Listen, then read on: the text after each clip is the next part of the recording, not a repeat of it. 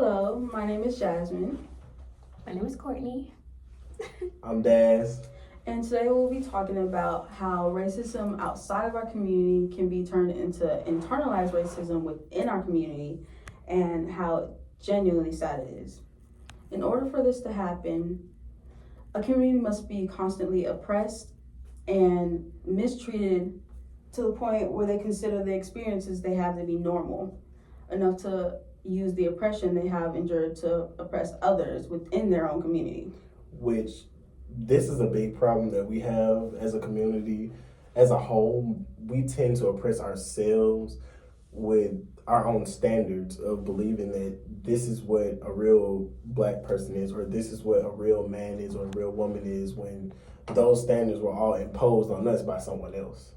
Yeah, because I think, like, as far as, it's going to be funny, but, like, the black card, or, like, I revoke your black card, because, like, you don't eat fried chicken, or if you don't eat, what? Because I got my black card revoked one time. And I forgot what I didn't eat.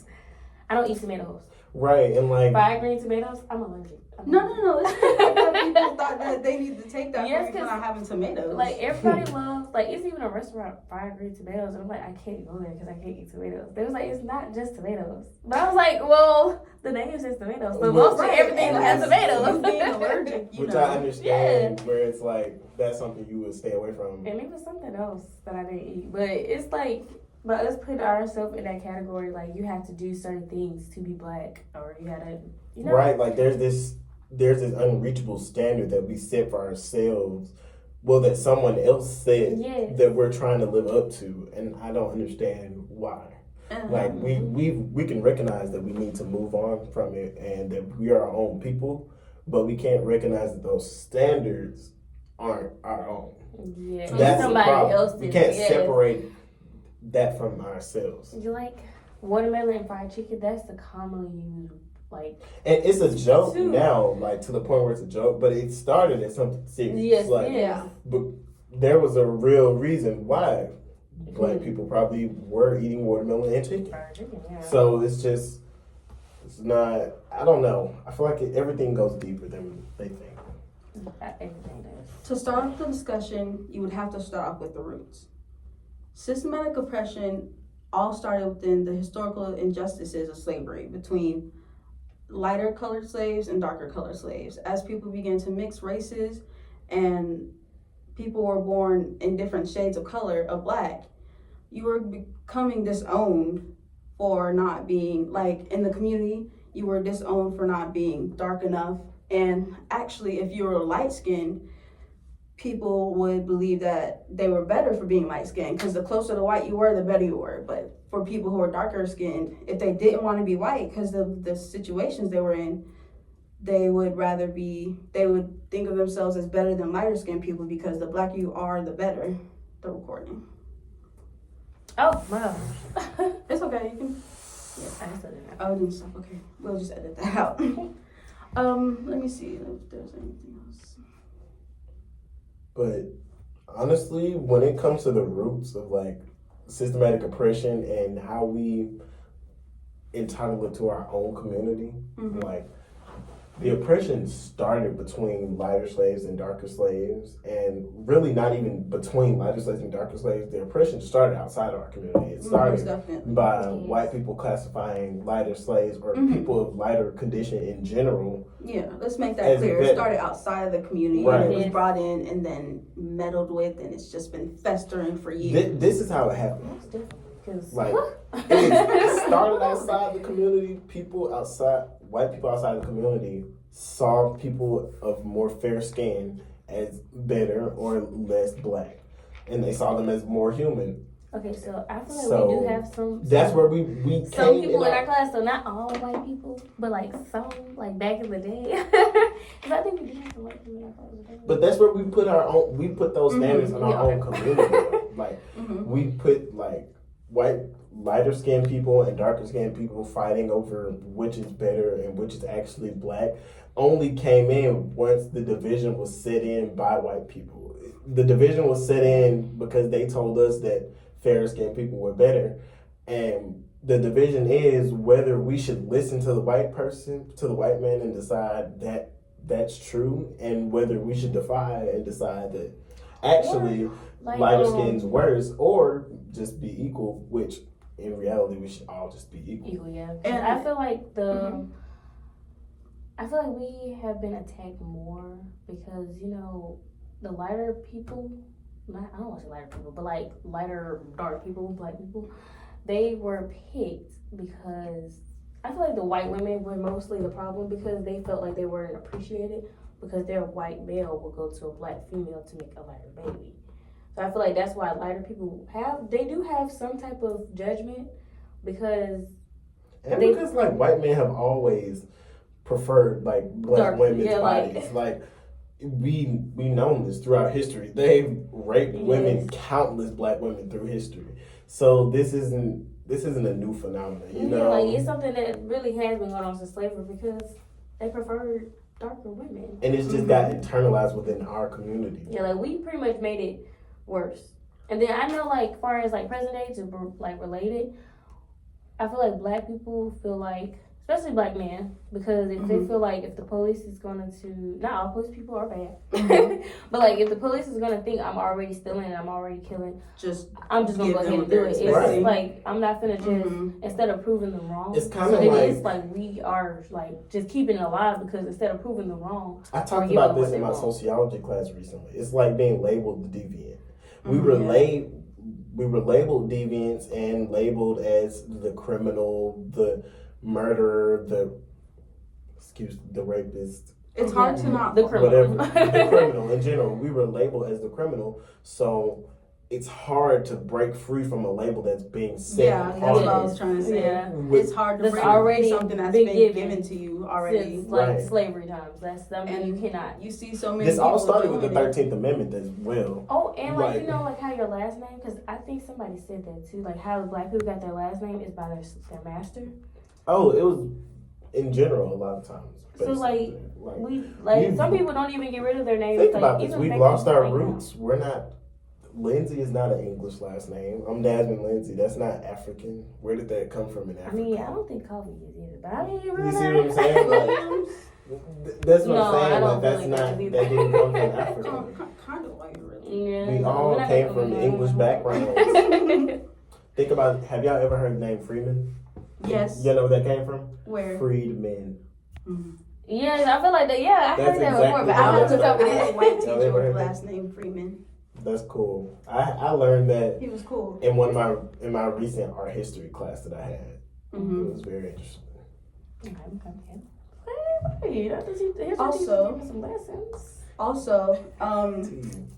another thing is black people can sometimes seek the appearance of a white person through things like, not all, because not everyone who straightens their hair wants to be white. Right. But like people can try to check that box off through having long straight hair. Yeah, because let me tell you something. All right. My grandma used to say all the time because I think I started wearing like braids like this when I was 17, 16. Mhm. Because my grandma put in my head like, why would you want to have longer hair than what you already have? Like you would try to be like somebody else. But she didn't tell me it was like the white folks. But I mean, She was trying to allude to that. Yeah, but like she not was trying to- openly be yeah, racist towards you because she didn't I want was you to little. know this. Prejudice. yeah, like and I was little, so she didn't want me to know. prejudice. She didn't want So to she wanted me to keep like my natural afro. So that's why now like y'all mostly see me in afro, but when it's hot, I'm getting the experience, okay? But and then like with some black people, they would get braids just for like the length. Because some people hair, no offense, See, I they look say- like I nasty. think Okay, that- also they be like- short like that, and then they be wearing long hair sometimes. That's what I'm saying. So it's Like, and then like the wigs and stuff like that. that's true though. Like, So- but this also has deeper implications in our country too. Because think about it like this: there was a time in our country where, as a black person, you weren't seen as anything more than anything. Like you weren't Your seen hair, as any person in hair. society unless you were completely perfect. Like your hair was straight, you were completely. Your outfit was nice. You were completely clean. Like like, appearance, like your Yes, appearance you- was everything. You That's have what to I'm especially as a saying. black the person. utmost And best. coming from that society, I can understand why people from older generations would prefer us to like want to have like they'll say keep yourself neat, keep yourself straight, keep yourself together based on how people see you because they're used to their appearance being everything. And we grow up in a society now where we have like the internet realities on your at your fingertips, so you know everyone's reality. You know what's real. You know that person is not beautiful all the time. You know, just because they have a million likes now, they're not necessarily happy after they took the photo. Like, we know that this is true in a lot of cases. So we've extended our bubble of knowledge of people, really. Right. And to piggy on that, I feel like, I don't know what they would call it back in the day, like when they had to look a certain way, but like now, if you have like, if you walk outside with a bonnet on, because trust me, I do it all the time. If you walk outside with a bonnet on, sweatpants, you know, some house shoes or some Crocs, anything, just looking, not looking neat, not looking up to the part, Right. that's considered ghetto now. Yes. But like back in the day, what would it be considered? And that goes that goes into the problem of it being considered ghetto for us versus But not other white communities. Yes. Like people not of color. Like They can be seen as trendy for doing it, but we're the rats. We're the thugs. Yes, like, see what I'm saying? but back in the day, they didn't even, like, that's picking, like, we're making our situation deeper than what it is. Because back in the day, you just was considered a slave if you look like that. But back, like, once you got out of the slave, That was normal. it was, you know, it was okay. And now it's just like, it's a problem if you look like that. And now it's very interesting because what we define as professional is very fluid. Like in certain spaces, what's professional is a lab coat. In certain spaces, what's professional is a suit. In certain spaces, what's professional is a hazmat suit. Or so like, it's just I think now it's professional is like jeans with no holes. That's what I'm saying. With a nice shirt. With some nice shoes. Like no tennis shoes. And in some nice places, shoes. Casual professional is professional. Yeah, like some So nice it pants, some It really slacks, just you know. depends. I think this falls into our second topic of colorism's role in the community.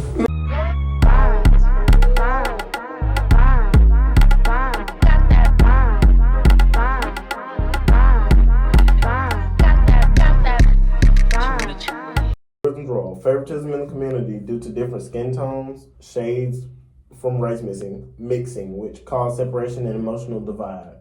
The whiter your skin, the better quality of life you will have. The lighter skinned black people were taught to believe they were better. Darker skinned people were taught to believe that lighter skinned people weren't fully black, so the darker skin were better than lighter skinned ones. This is colorism's role in society back in slavery. It's more subtle today. Today, colorism is more seen as a joke. It's more played upon as a lot of people don't even acknowledge it as a problem. Like I can't name 10 people who I know who truly acknowledge colorism as a real issue in our community. I know most people will say racism is still a problem, but a lot of people don't even know what colorism is, and that a lot of people can acknowledge it in their real life if you explain it to them what it is and why it is and how it goes about, but they can't recognize it just for themselves, which that's a problem when we can recognize racism and prejudice outside of our community, but we can't recognize it within. Like, we can't speak to each other and say, this is something that we shouldn't do. Yeah, and what's crazy to me is when a person outside of our community says something about our skin color in a prejudiced, racist way, we will go off. But when somebody else in the community says it, like it's almost accepted or something. Especially even if you get offended, they're like, "Oh, I'm just joking." Like, it's not always a joke. Honestly, people are insecure about that. It's just like normalizing the N word, which I get that's a big one. A lot of people it's hairy because a lot of people see it's like, I don't know if that's a big problem. That's more so reclaiming and owning something that happened to us, which I can understand that side of it as well. But also there's a side of it where it keeps the cycle of what happened to us ongoing, because it keeps the memory alive that we were enslaved and this happened to us and we weren't better than that. Like, I think it kind of keeps the mindset that we can't move on and get better than that, which I don't agree with, but I've seen that point of view, and I've seen that there are some people who truly believe that. I think that it's great that we don't. Okay. The way that my voice looked at. Right. So So the role in the colorism role in the community, as we've said before, it's big. It honestly is downplayed. I feel like a lot of people don't take it seriously enough. A lot of people don't know what colorism's role is in the community. A lot of people don't know what colorism is. So I'll define that for you. Colorism itself deals with in-group discrimination in addition to between-group discrimination of skin tones. And racism, which I feel like is big to make a distinction between colorism and racism, because a lot of people don't understand that there's a difference and don't. A lot of times racism is discrimination from outside of our community coming in. It's from people not of color talking down to us, and in general, racism is not just talking down. It can be, racism is in many different forms, but discrimination overall in many groups and in communities and over cultures and ethnic groups, discrimination of them just for being in that group, that's racism.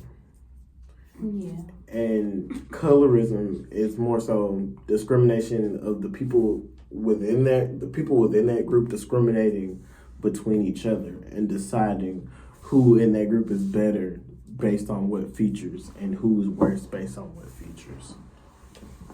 Yeah. They're similar, but they're not. The definition. They're very nuanced. Like they're close together. Colorism is more so within the community, and racism is more so outside the community and putting in like groups and categories. Like, oh, this is Mexicans or Indians. It's black. These are white. And I feel like race overall is something that was decided by people not of color. That's another thing. Like racism is based off race. Race is a social construct in general. And then colorism is based off color. Yeah, I feel like racism leads to colorism. Yes, because like they're neck and neck. Most definitely, they're connected, but they're not the exact same thing. That's why we have to define them. And we have to make sure people know that they're not the same, because people be like, oh, like people in class probably feel like they're pretty much saying racism because we're saying, oh, you want lighter skin or you want to be white, or like you want darker skin, you want to be black. So pretty much you're not being racist, like you're not discriminating. It's you're not race. That's what I'm saying. But that's why it's colorism. And it can be done the other way. People can excuse racist acts for like color, like, you know, some people, even if that sounds weird, some people will take what they can to make it seem like they're doing better than what you're trying to say they are. So some people can excuse racist actions for colorism, or someone can excuse somebody else's racist actions for colorism. Okay, so question. Mm-hmm. So if a white person has box braids, what is that, racism or colorism? I feel like that's cultural appropriation. Actually, I think that our culture should be shared, because I feel like I feel like that's also a choice. We're like a choice. hidden gem. I feel like that's a choice though, with the person who's like with the person who they talk with, who I don't know though, because it gets very nuanced, because I can understand how it can be very it gets to a point like you can't use it as a costume. Like, have you, like, when it's Halloween and you start to see those Indian costumes out, you can't use somebody's culture and their life as a costume. What you need to do is sit there and appreciate it. I'm glad we're seeing that as disrespectful now. Yes. Like the Indian costumes, and we're not letting our kids run around like lines on their face. Indian hats. Like that's where the appropriation comes in, where you're not respecting the culture, you're not learning, you're not understanding it. You're just wearing it to look like something or to be a part of something. And I feel like most people, this is why I say for most people nowadays, I feel like it would be cultural appropriation. Yeah. But yes, in the grand scheme of it, just doing it, no. The reason why I brought that up is because a lot of people from our culture would be like, oh, you're being racist or something, when really, they don't even understand. We ourselves don't understand the implications behind braids. Pretty much, we're just trying to, like, the same reason why you do it. Maybe she's doing the same thing. Like me, I do mine to just not touch my hair because it helps my hair to grow. Maybe she wants to do that, but they're only thinking like the downfall. Oh, we can't have nothing to ourselves when you should actually be able to share it. And, you know, not to mention some people do it just to get on the nerves of black people. Like some people will do it just to be like, ha ha, I can do this, and it's just like, you don't know if it's genuine or not. Right, you can't. That's the thing. Yes. Some people just aren't genuine. But the thing is, it can go both ways because I can see both sides. Like, I can understand why it shouldn't be a thing of it's okay to just allow people to wear those hairstyles. But I can also understand where it's like, if someone truly understands and knows the culture. But I feel like today, most people don't get that hall pass because even within our community, we don't understand and know our culture enough to share that with people. Yeah, like, Well, I don't with even know who many started people. box braids, honestly. That's what I'm saying. So my thing is, and don't get me wrong, because I know there's a Dutch braid out there, and y'all white girls not wearing no Dutch braids. Please stop playing with me. But the thing is, it's not the same. If you don't understand the implications, the history, and the culture, I don't think they should wear the hairstyle purely because they're not of that culture. But it goes both ways because should I also say that black women of our culture shouldn't wear the hairstyle because they don't understand the implications? But at the same time, I'll be wrong because you're a part of the culture. So I don't think you should be blocked from it. But is it right or wrong to block them from the culture? Cause like okay, it's like Because they're not a part of I it. topic 3 to say the other part that I was gonna say. I don't know. Okay. But I feel like that kind of leads into topic 3 because that's one of the really effects does. on the community. Like, how do we move about? Like, how do we decide whether Then we can go it's ahead and okay move on for to these topic people to do that? Okay.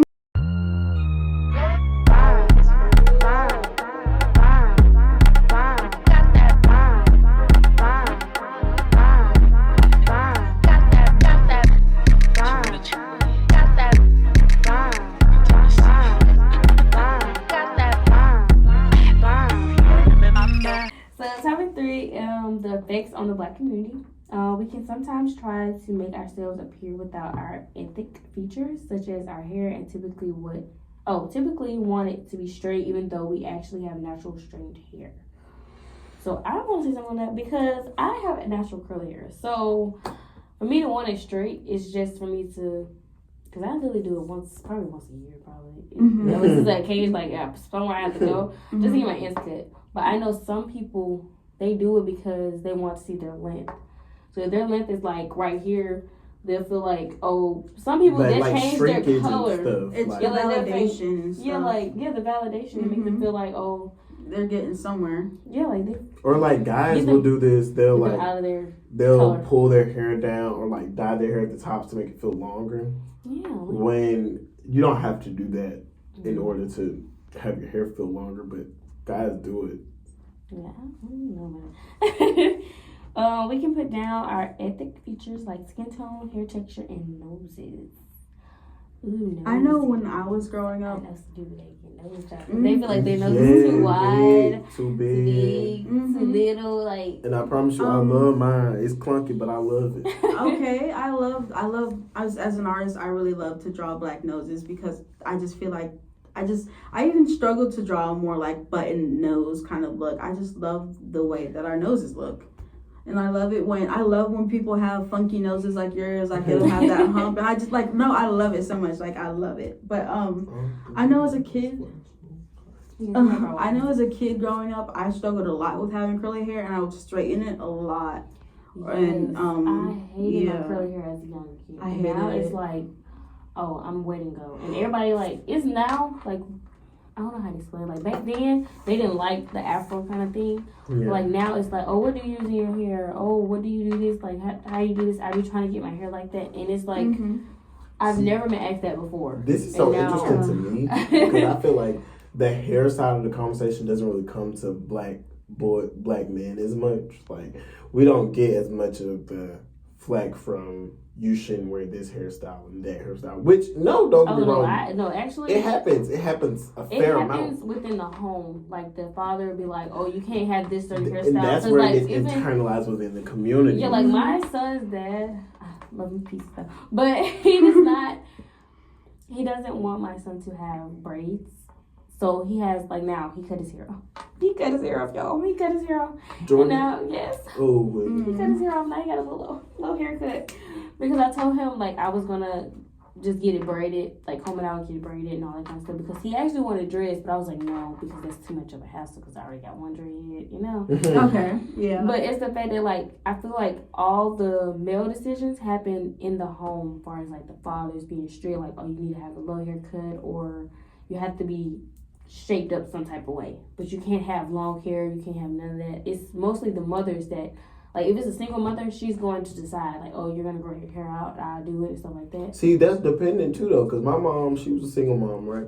She pretty much allowed us to come into what we wanted to do with our hairstyles. Yeah, because I'm like that too. Like, I asked my son, like, do you want your haircut or do you want to grow it out? And he'd be like, I want to grow it out.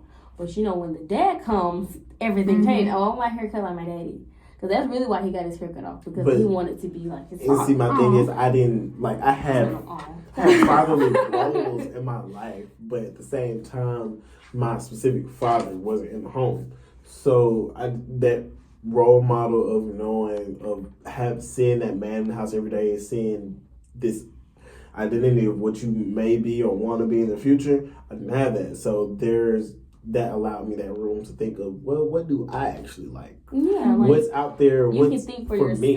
Instead of picking off somebody else because you have that role model, like, or you have that figure that I want to be like them. Or the absence of that, like I didn't have. You had room to be creative with yourself.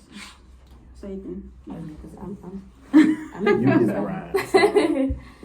So yeah, I feel like that's why it's not that much towards like male because not most, because I'm not gonna say it, because most black men do not have role models, but they have somebody, some type of male figure, whether it's an uncle, their granddad. And don't get me wrong, like I had those figures too. Like I saw, and we had the homophobia growing up. I saw that. I had grew up with the internalized, like, you need to be tough. You need to be like.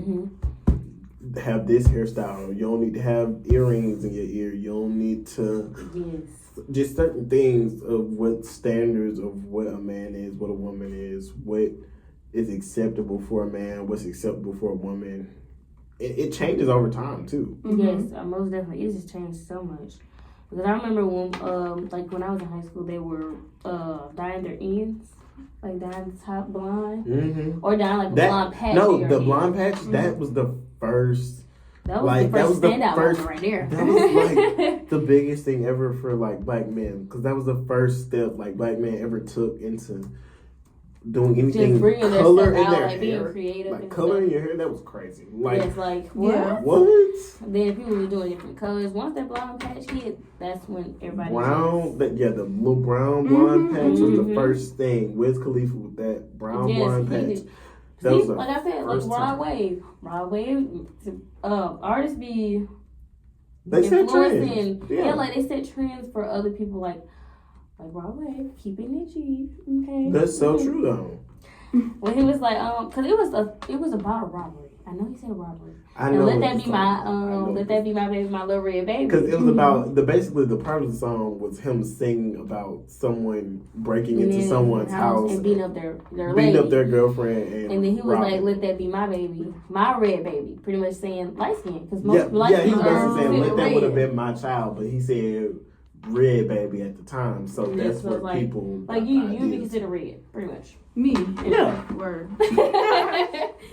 Or Native Americans also have a big problem with that too, of being considered red. They do. Yeah, because I have my best friend. He's Native American. And he had a big problem with that in elementary school, where he was called like red, or he used to have a problem. He was one of the first people I ever met that had a problem with being called Indian. Which I didn't understand that at the time, because obviously it's like being called elementary school. Like, you're putting me in a category, but I'm the same as everybody. Actually, the thing is, it's actually worse, because a lot of people, they don't identify with that. They're like, what is an Indian? Yeah, like, I'm not. It's all shit now. I'm not, like, not even that. I'm not from India.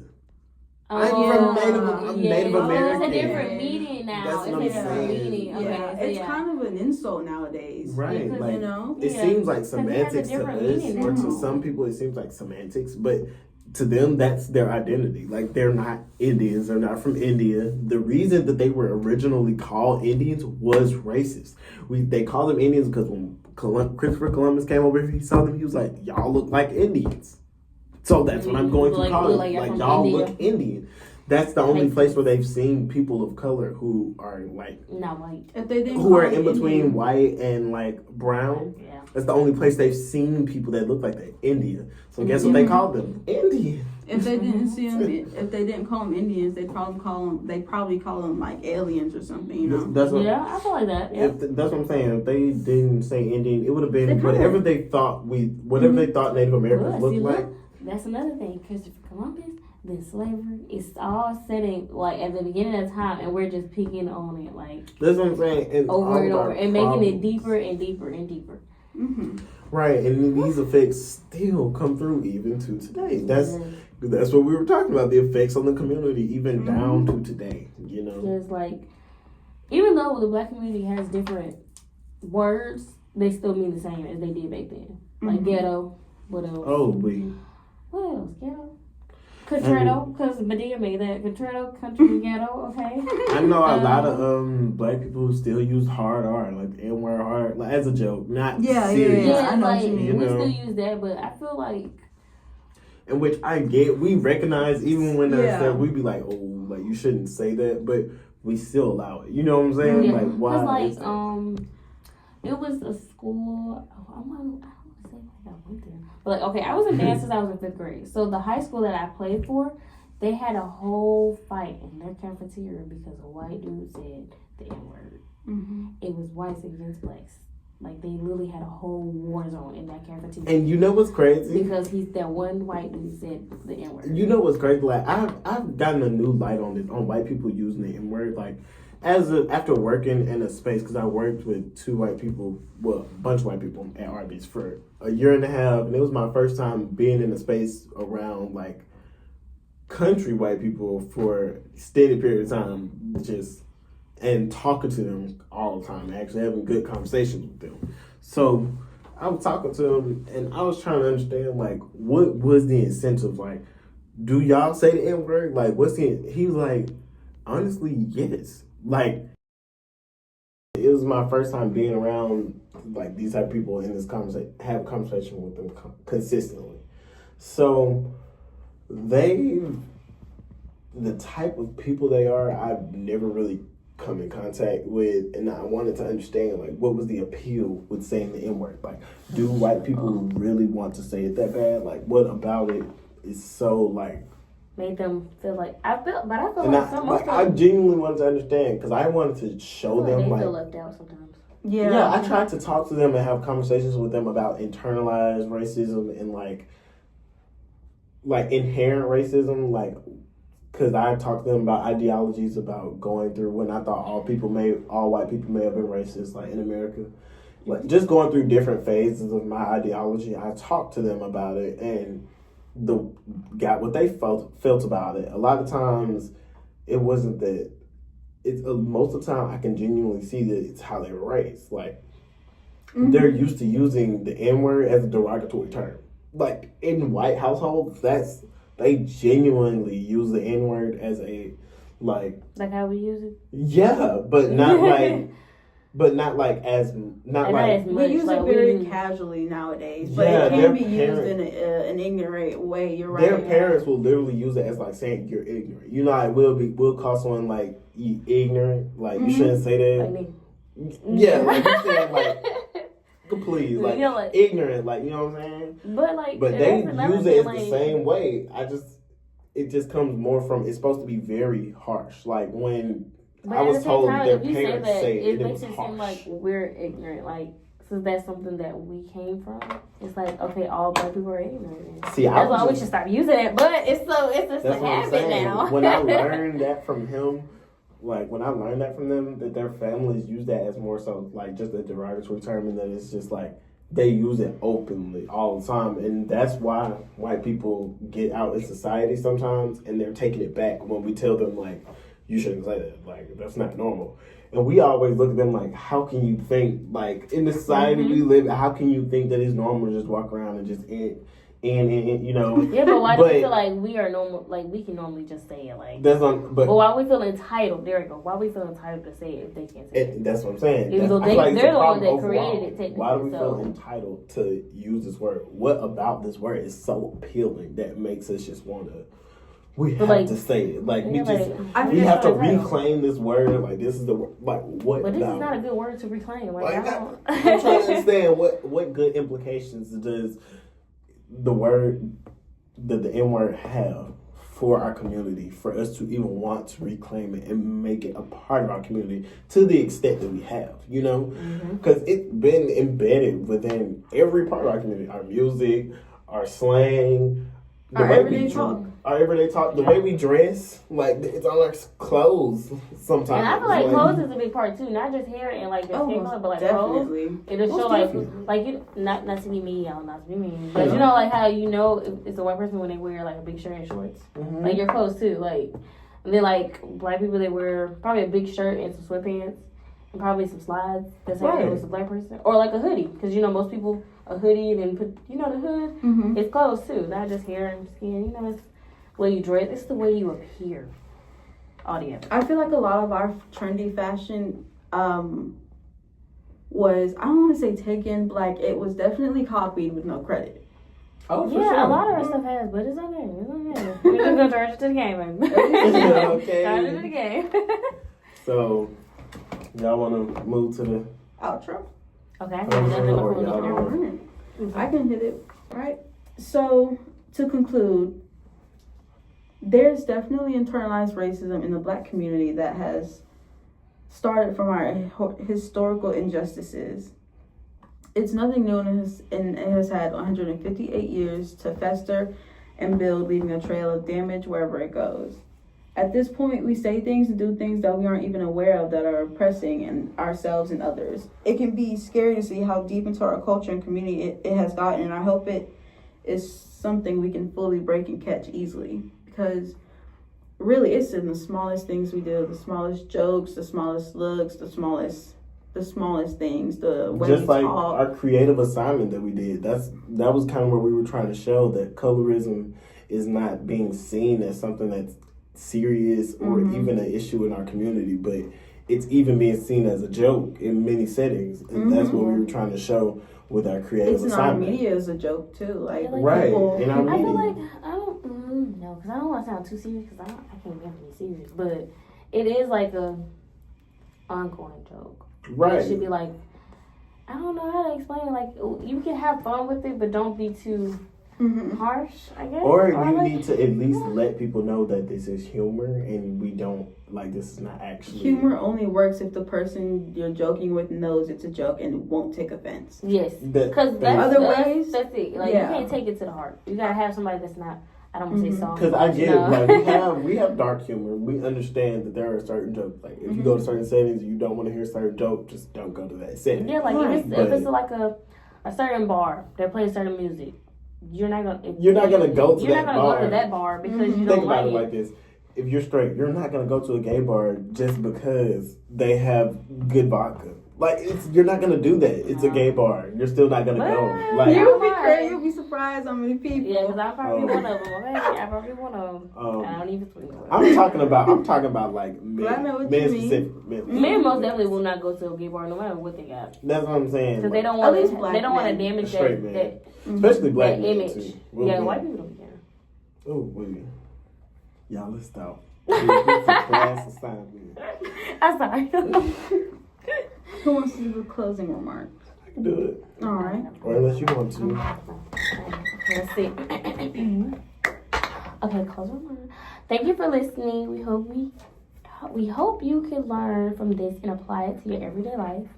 We want to be able to point out these behaviors in other people and myself too, because we're taught. Well, when you're taught these things are normal, it can go hard to. It can be hard to go back and find them in order to get rid of them. Trust me, you might have some qualities you aren't aware of that are harmful because it was normalized for you. I think I have learned a lot. There is still more to change. Thank you. Thank you. Thank y'all. audience. I feel like a lot of our trendy fashion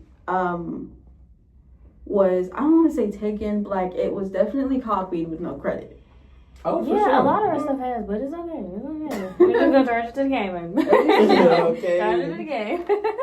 So, y'all want to move to the Outro? Okay. I can hit it. Oh, you want to do it? Okay. Yeah. To conclude, there is definitely internalized racism in the Black community that started from our historical injustices. It's nothing new and has had 158 years to fester and build, leaving a trail of damage wherever it goes.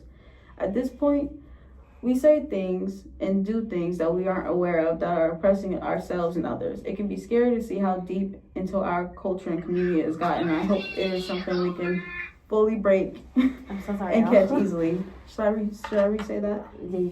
Okay. I want to add to it anyway. We start doing it randomly. All right. So, to conclude, there's definitely internalized racism in the Black community that has started from our historical injustices. It's nothing new and it has had 158 years to fester and build, leaving a trail of damage wherever it goes.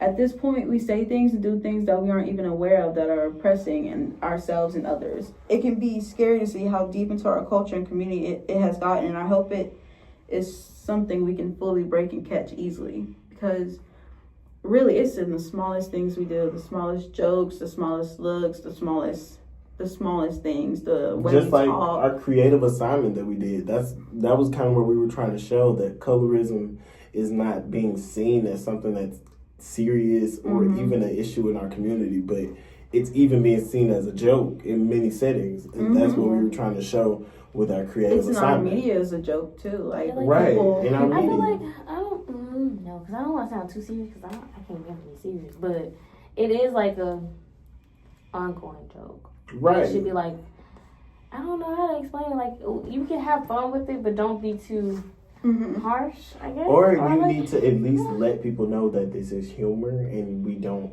like, this is not actually... Humor only works if the person you're joking with knows it's a joke and won't take offense. Yes. That- Because Other ways, that's it. Like, yeah. you can't take it to the heart. You gotta have somebody that's not, I don't want to say soft. Because I get it. Like, we have dark humor. We understand that there are certain jokes. Like, if you go to certain settings and you don't want to hear a certain joke, just don't go to that setting. Yeah, like, Right. if it's like a certain bar that plays certain music, you're not gonna go to You're that not bar. gonna Go to that bar because you Think don't about like it like this. If you're straight, you're not gonna go to a gay bar just because they have good vodka. Like, you're not gonna do that. It's a gay bar. You're still not gonna go. Like, you'll be crazy. You'll be surprised how many people. Yeah, because I'm probably one of them. Okay, I'm probably one of them. I don't even think about it. I'm talking about like men. I know what Men you mean. specific. Men. Men most definitely will not go to a gay bar no matter what they got. That's what I'm saying. Because they don't At want least to. black They don't want to men. damage Straight men. that Especially black men image. too. Yeah, white people don't care. Oh, wait. Y'all, let's stop. It's a class assignment. I'm sorry. Who wants to do the closing remarks? I can do it. All right. Or unless you want to. Let's see. Okay, close my mind. Thank you for listening. We hope you can learn from this and apply it to your everyday life.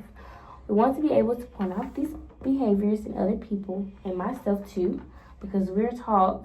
Well, when you're taught these things are normal, it can go hard to. It can be hard to go back and find them in order to get rid of them.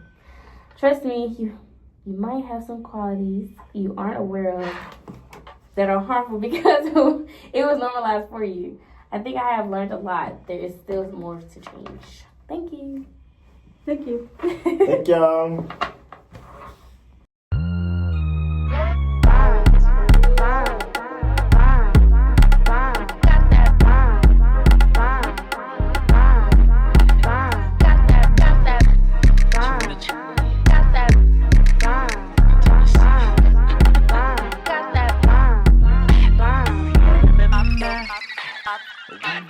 Fell in love.